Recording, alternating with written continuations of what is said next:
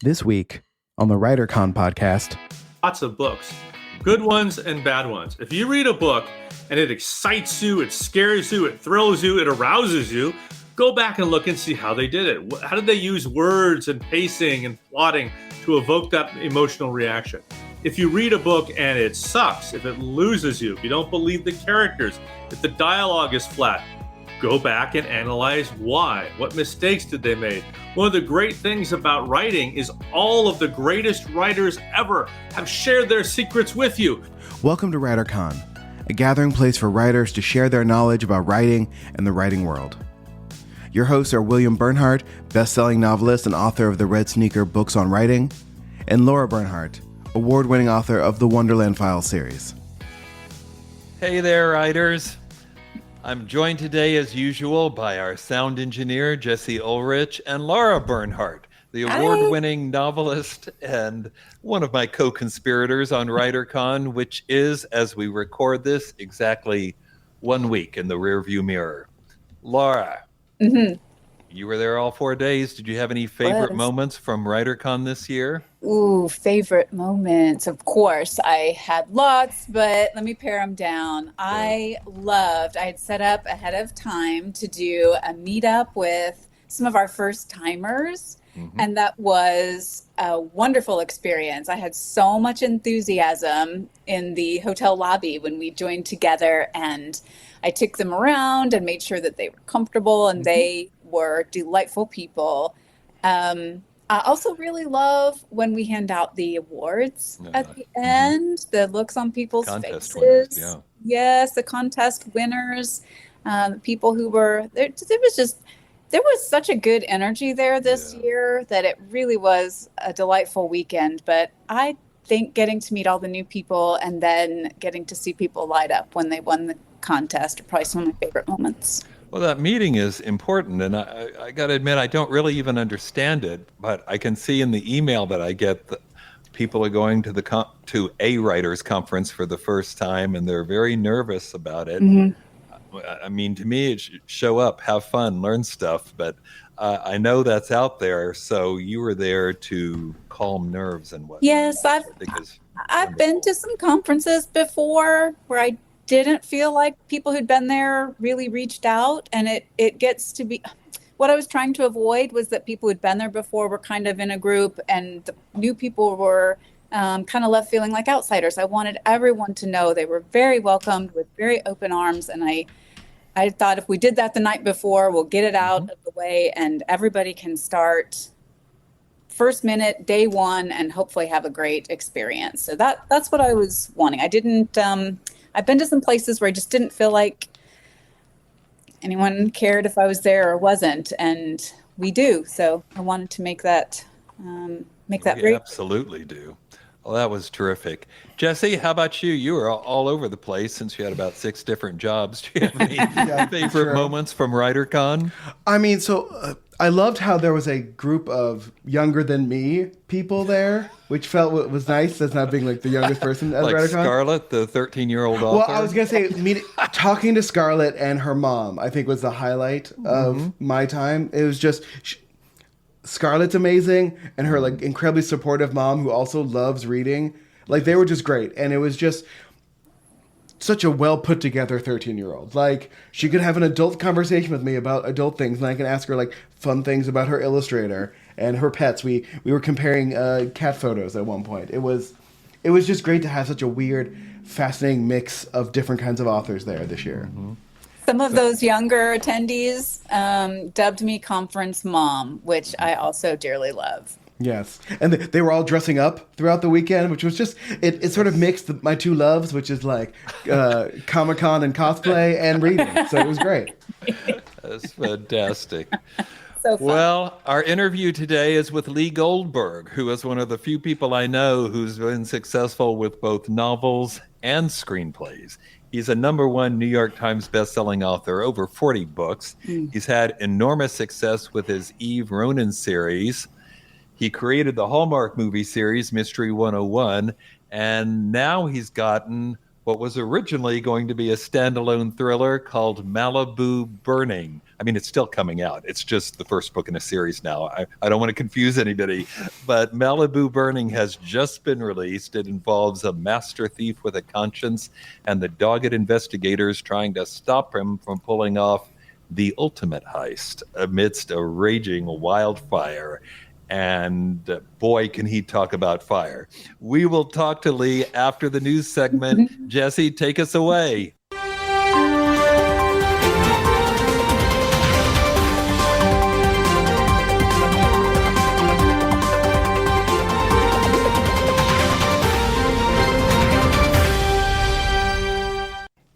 This first story caught my eye, not because I read it and thought, well, that'll help people learn how to write, because it probably won't, but it does for me reinforce why we do it. You know, the importance of art, and particularly I think writing, and that's derived from a New York Times article about people using writing programs as therapy and performance art in jail. And it does a wonderful profile with someone they call Mr. Johnson, who brings to the jails in the Minneapolis area sometimes as much as 40 times a month. He visits them and tries to tap this incarcerated pool of literary talent, brimming with insights about, of course, the criminal justice system, but other things as well. He gives them writing prompts. They respond. They generate some really first-rate material, according to these sources. Johnson founded a nonprofit organization called Free Writers. He trained his instructors, and now they're branching out to many other companies. And people are saying that this is a wonderful addition, that these writing programs have generated critically acclaimed work and provided intimate glimpses into life behind bars in the United States, which, as you probably know, has the largest incarcerated population of any country in the world.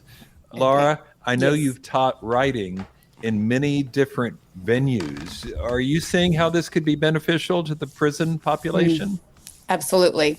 I've actually seen I've seen a group who takes rescue animals into prisons, and the people there incarcerated are taught a skill of basically working like a vet tech, and they're taught how to care for these animals, and it gives them something beneficial that they're doing that gives back. I think this is likewise an incredibly helpful outlet for people so that they can work through things. And it's not something we're proud of that we have more people jailed in the US, and I think we could learn from other countries finding ways to help avoid incarceration, but people who are there, keeping them busy and active and allowing them to nurture, whether it's another like an animal or their own drive to write and share their experiences, I think can only be helpful. Yeah, I think so too. Jesse, you have any thoughts on this? Yeah, well, this reminds me, there's a nonprofit here in Oklahoma called Poetic Justice that teaches, mostly for women in prison, but teaches them poetry as a way of dealing with the trauma of their lives. And it's an incredibly moving experience when you read someone who never really thought about poetry, maybe didn't care that much in school, but like using the medium of writing to sort of deal with the situation that they find themselves in. And it's incredible. I mean, one, we are imprisoning a lot of people. We should find better ways of actually rehabilitating them instead of just putting them somewhere for a long period of time. Agreed. And isn't it a nice change of pace to have a story that's not about a mystery writer murdering anyone or anything like that? Yeah. And then writing a grief book with their children about said murder. Yeah. Instead, somebody using writing, to do what it's supposed to do, to create good in the world. Okay, news story number 2 has to do with the FairyLoot phenomenon. That's loot, L-O-O-T. Did I hear you making a grunting noise or something? What was that? Who, me? I made a little happy squealy noise. Yeah, it was a happy squealy noise. I'm sorry, I couldn't see your face. Let's start this over, okay? Okay. Also, Bustifer was climbing all over me, and I was trying to get him down. Sorry. Okay. We can start over. My second news story has to do with the FairyLoot phenomenon, and that's loot, L-O-O-T, just in case you're looking for their website. I have to thank our daughter Katie for tipping me off to this story. During WriterCon, which I probably mentioned was just a week ago, we had a silent auction, and by far the item which eventually sold for the most amount of money was one of these beautiful FairyLoot editions of a recent fantasy novel. In case you're not aware, these are a lot like, if you're my age, the Folio Society from England or Easton Press books, people taking books and making very fancy editions, in this case with gorgeous covers and scalloped edges that have art, drawn across them. They're just beautiful, beautiful books. But FairyLoot is not doing the classics. I mean, some of them might become classics, but they're doing new or contemporary books, usually books that have targeted young people. Most of them have been fantasy, but I noticed the most recent one comes from Jennifer Barnes, which some of you will remember was one of the first ever guests on this podcast, a tremendously successful young adult author. And these books are really, not only, of course, bringing people to reading, but bringing people to an appreciation of how beautiful books can be. Laura, I know you're all over this story. Why are these things so popular and expensive? Well, I think the FairyLoot concept of that subscription box that shows up when you subscribe to it is a real winner. I think subscription boxes are very popular right now, but as far as the books themselves, you nailed it. They've got those beautiful sprayed edges that have the designs on the side. Some of them have gilt on the front. Yes, they're gorgeous collectible books, and I think they're targeting the younger crowd because there's a real resurgence in print books among young people. We keep hearing that young people don't want to read, everything's going digital. Mm-hmm. But right now, we've got a big push for retro with the younger group. They're bringing back vinyl. They like things that are retro. And this will make you feel old, but they're starting to feel like print books give them that retro vibe. And when something this beautiful shows up that you can put on your shelf, it's collectible, it's elegant, it's something that I got to hold that book that we had up for auction, and I'll agree, it cast its spell on me. I could not get over the beautiful designs on the edges. I'm pretty smitten myself. Yeah. At one point, my niece, Barbie Lorenz, pointed to it and said, "Do you know what that is?" Like she couldn't believe we had one. Yes. Much less that we were giving away to somebody. Absolutely. And only because Katie was on top of things and snapped one up before the real fervor began. Did we even have one? They're hard to get. I was just on their website. You have to join a wait list for both the YA version and the adult version right now. So wow, that's popular. But I think you're totally right about this retro thing. And you remember on the cruise, the WriterCon cruise, Amy talking about how she talked to somebody who was all over retro and was like, "Look at this! I'm reading a book made of paper." Yes. I know. Well, I mean, we should point out, it wasn't authors or book readers that decided we had to have ugly-looking books. That was capitalism. Yeah. That was trying to make books as efficient as possible. That's an excellent point. Books used to be gorgeous all the time. All of them were. And then, I can't read the commercial paperback type books because one, the font's too small, and two, it doesn't feel comfortable to read something that compact. Books used to be big and beautiful and pretty, and I'm glad this is coming back. As listeners of this podcast know, I read on my Kindle, but I still buy nice copies of the books I love because I like to hold them and smell them. Yeah. And look at them. But did you see anything that you'd buy? I mean, it looks to me like, maybe I'm wrong, but it looks to me like most of these books are targeting young female readers.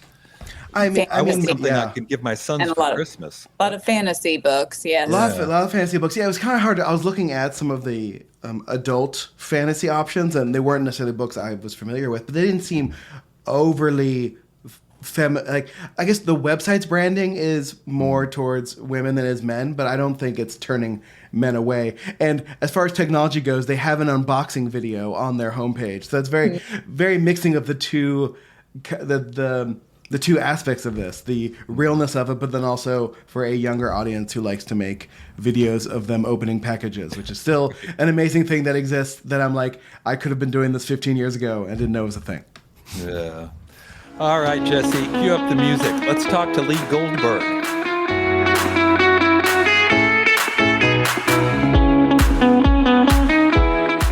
Welcome to the podcast. It's great to be here. Glad you've dropped the restraining order. It was a quid pro quo, so, it's worth it. Okay, traditional first question. If you could offer writers one piece of advice, what would it be?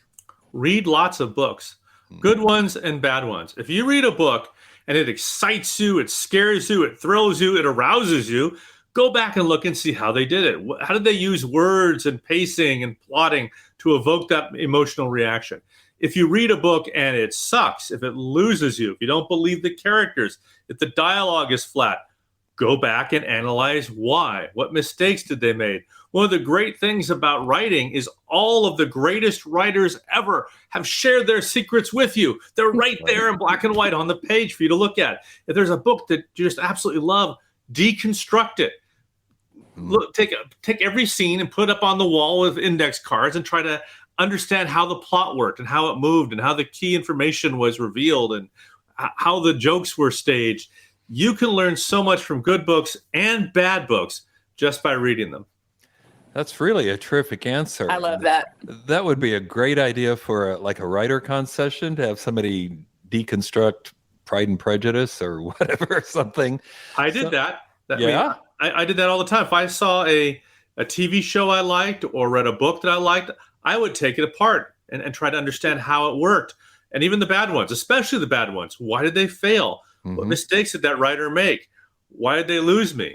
And I think it's important. And there's so few other industries or forms of art where you can do that, where you can do an autopsy on something and learn from it.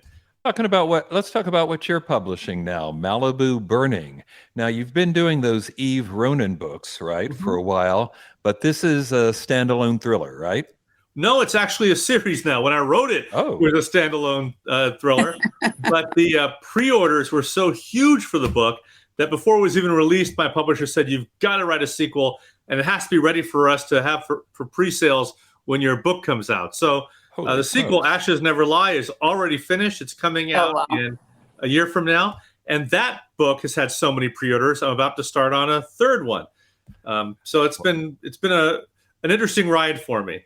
That's the first time I've heard that answer. That's terrific. So this book came out, like a week ago as we record this, and it's already a hit. It's already a hit. I'm retiring. I'm going to move on to a yacht with my mistress and just sip pina coladas all day. You're living the dream. That really is kind of a best case scenario there. I was going to ask you, why did you move away from the Eve books? Well, I haven't actually done that. I mean, the Malibu Burning is set in Los Angeles County with 2 arson investigators, and the fire in Malibu Burning is the same fire at the end of Lost Hills, the first Eve Ronan novel. So there, an oblique reference is made to Eve in the book, but the sequel coming up in September 2024, Ashes Never Lie, is a crossover with the Eve Ronan series. She's in it as well. So I haven't given up, and I have a book coming out in January, Dreamtown, which is the next Eve Ronan novel. That's fantastic. So you've got you didn't let it go. I was really curious why, and then you kind of answered my question that this was very successful. But no, you're going to keep going with both. I love that. That's Congratulations. Fantastic. Well, thank you. So tell us about Malibu Burning. What's it about? I mean, Malibu Burning is both a big, over-the-top, action-packed heist conman novel, and it's a police procedural.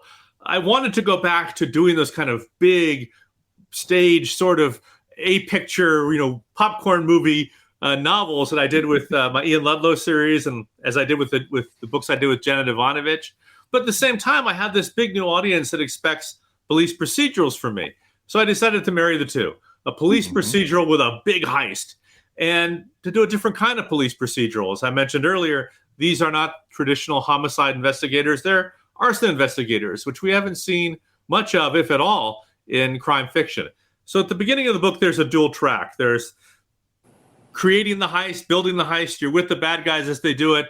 And then there's the other track of the arson investigators looking into the biggest wildfire in California history and realizing, wait a minute, there's more going on here than it appears. We think there's a heist.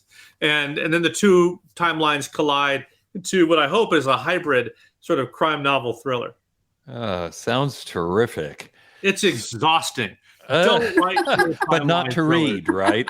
Maybe to write, not to read. I had no gray hair before I wrote that book. I was also 15 years younger and did not have this chin. Oh, that was a tough book, man. Yeah.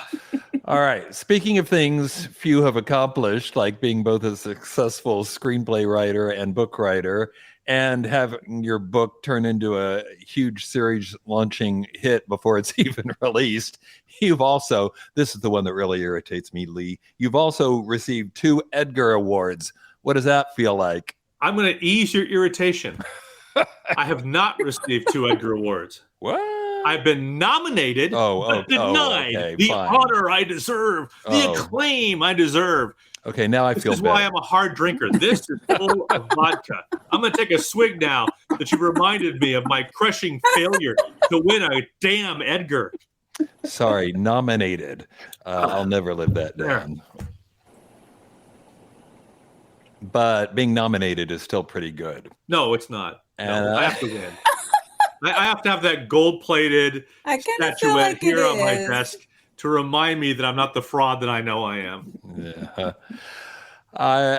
People always talk about your characters and how unique and okay, maybe not always, but frequently they talk about your characters, and you've got a unique one in this book.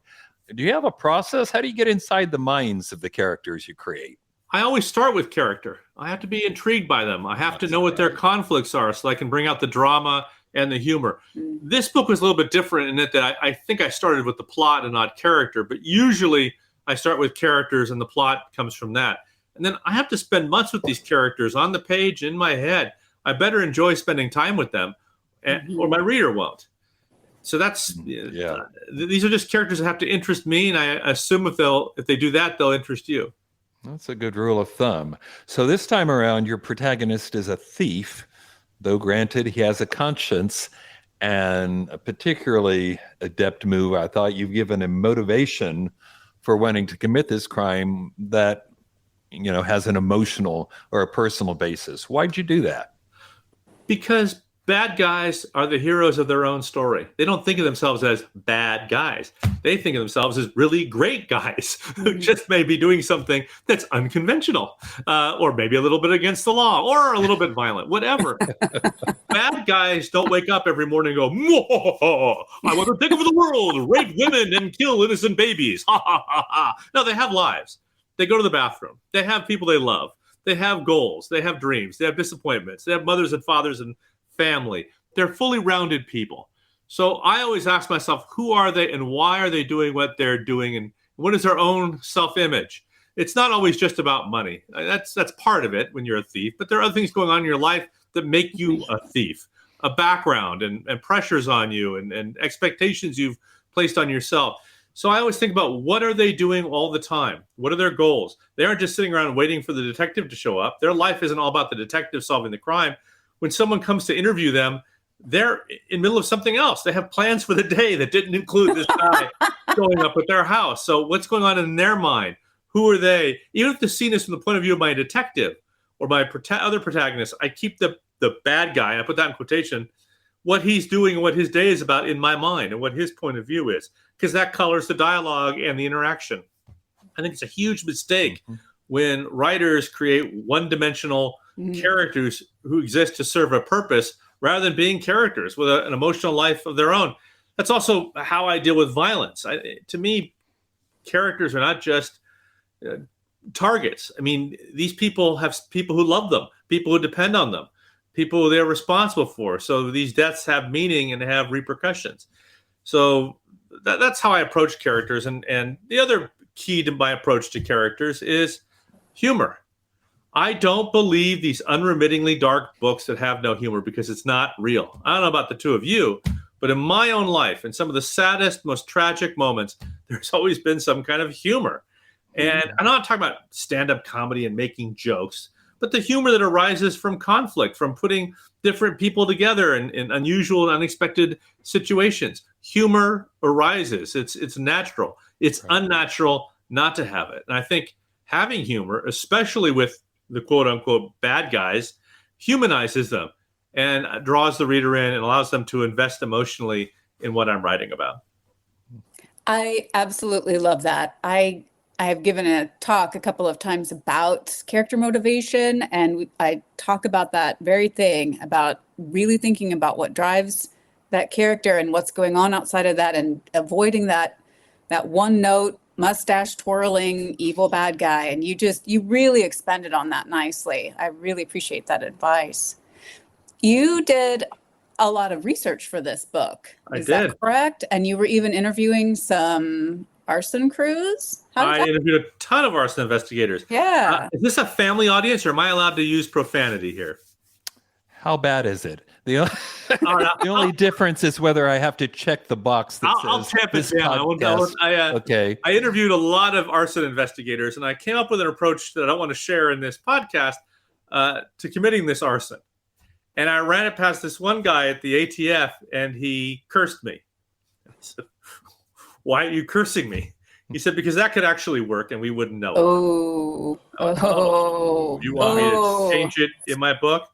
He said, "No, damn you. Now I got to go do it." What do you mean go do it? I got to go set some fires using your approach and then analyze them forensically and otherwise to see if we could detect them. So he went out and did it. He went out and set fires using my method, not in the community, but in their testing area, the parking lot of the ATF or whatever. He tested all these different variations on the way I committed arson, and my characters rather, and how it might be detected, what's left behind. And he sent me the videos, and he also told me about the test results. And he told me that's why he likes talking to creative people, authors and screenwriters, because they're bureaucrats. They don't have imaginations. Not bureaucrats, but they're scientists or investigators. And they by talking to writers, we give them ideas they wouldn't otherwise have, different ways of looking at a crime. So they welcome it when I call with my stupid questions. Wow, that is fantastic. And I hear you learned something about convict fire crews in your research. What is that? Well, there's actually now a TV series about it. I think it's called Fire Country or something on CBS. Okay. But I wrote this book well over, I think, a year and a half, 2 years ago. But it hadn't been a TV series yet. But the state of California and a lot of other states uses convicts to fight fires, sort of like a modern variation of a chain gang. And in return for fighting fires, these convicts get to live out in the country in very low security camps, and they eat good food, and they're smelling mountain air, and they're risking their lives for nothing. They're also promised, when you get out, your years you spend as a convict firefighter will help you get a job as a real firefighter, which is a complete lie. It doesn't happen. But the state of California would have to spend $1 billion more a year on firefighting if they did not have these convict firefighters essentially working for free, doing everything a fireman does, only not getting paid for it or having a health plan or a pension or any of that. The only difference is they're wearing orange suits and the other firefighters are wearing yellow or something like that.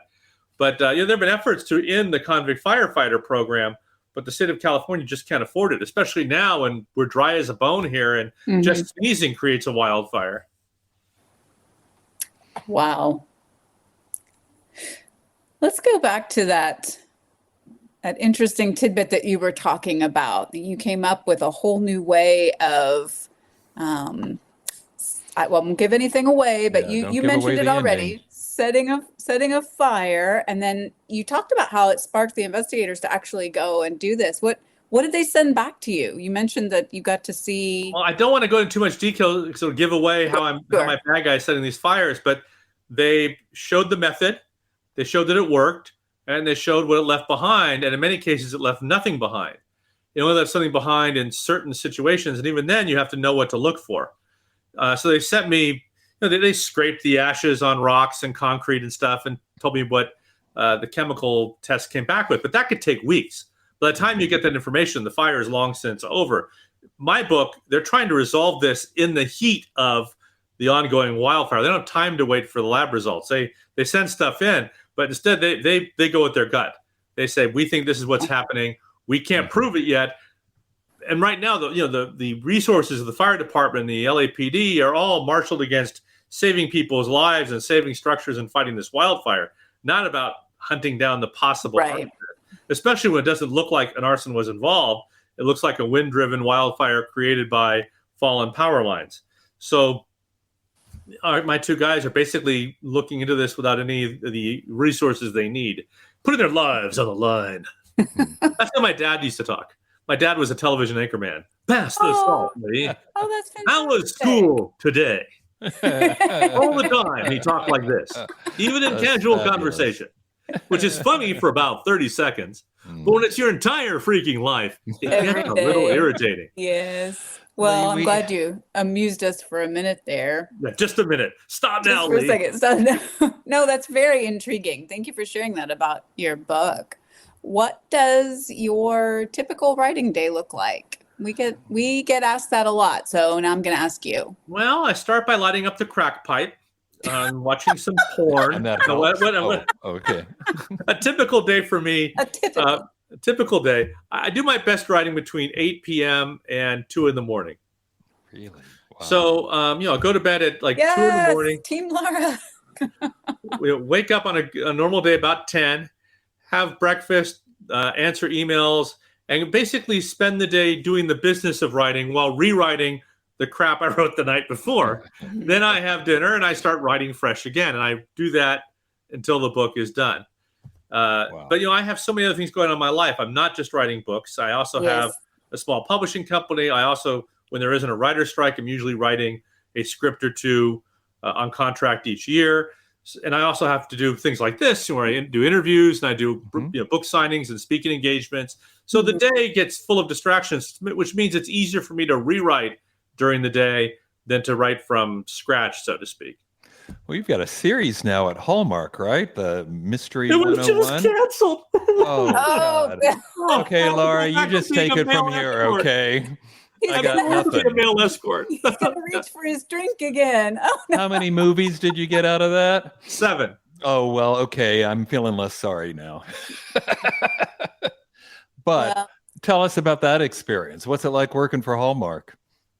What's it like working for Hallmark? Well, it exists in a world where there's very few minorities, no profanity, no adultery, no alcohol, no sex. It's hard to create conflict in a world like that. It's very wholesome. It's the Hallmark world. It's a whole different planet. I've done a number of Hallmark movies, a couple of which, because of the pandemic, weren't shot. I wrote a couple, Darrow and Darrow's, with my good friend Phoebe Sutton, who created that show. It's wholesome entertainment, and that's fine. But it's a difficult to write a crime drama without the sort of vices that create murder and the sorts of things that motivate crimes. Mm. And it's changed a bit, but it's too much of a lily white, conflictless world. It's almost like Mayberry, RMD. It's. Is it hard to construct a mystery when there can't be any conflict? Yes. Yes. When you have romance where even a kiss is considered pornographic, but oops, it's a corpse. Someone should do something about that. I remember I once was talking to a Hallmark executive about future movies in the series, and I pitched an idea, and she looked at me. She says, "Are you out of your mind? Do you think this is Showtime? We can't do that story on Hallmark." I said, "It's funny you did it today at noon." We went, "What?" "I just pitched you a 1957 episode of Perry Mason." So why is it okay at noon on Hallmark, but not okay in Hallmark mysteries and movies? And that did not endear me to my friends at Hallmark. Oh, I bet not. Oh, wow. Okay. Well, it is clear that you have had some varied and exciting experiences on your writer's journey journey, are there any survival tips you've picked up along the way, or anything you can offer our listeners? Have a sense of humor. Stay grounded in reality, because television is not reality on screen or behind it. You have to keep your wits about you. My greatest achievement as a television writer producer is that I've been married 35 years, and I've no adultery or anything. And I'm not addicted to anything. I'm not. Well, that's not true. I drink a lot of Diet Coke. And you put a box of Oreos in front of me, it'll last about 10 seconds. But otherwise, and I've seen in my Hollywood career way too many marriages fall apart. See way too many writers who have alcohol and drug and other addiction problems. There's so much pressure and so much phoniness, and there's so much that's wrong with Hollywood. But that's true of any industry. So you just have to stay grounded. You have to remember what's really important to you. It's more important that I be at home for my daughter's first school play than it is I stay late at the office writing dialogue for a talking dolphin on Sequest.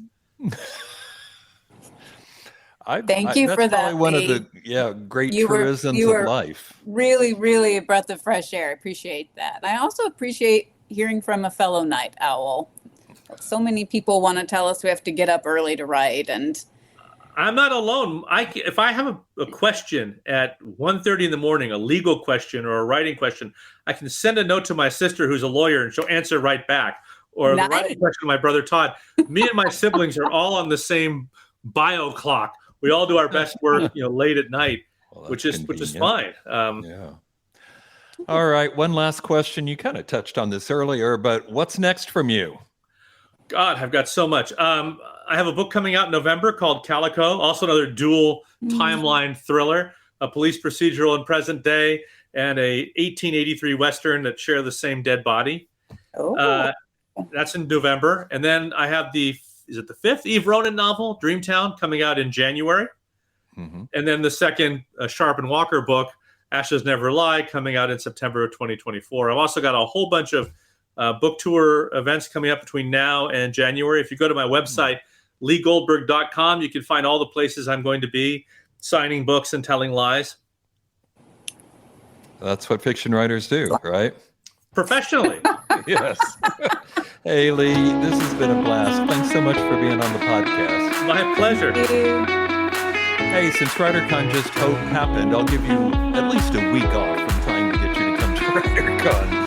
But may I remind you that the WriterCon Facebook group is still going strong. And if you haven't joined, come join. It doesn't cost anything. And then you'll see what's going on in the writer world every day. And maybe connect with some other writers in a situation similar to yours. You can also subscribe to the completely free WriterCon e-newsletter.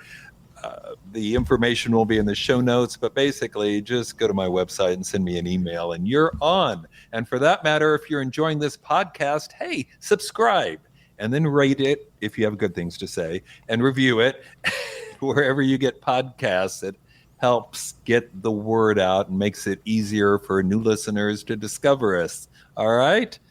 Until next time, keep writing. And remember, you cannot fail if you refuse to quit. See you next time.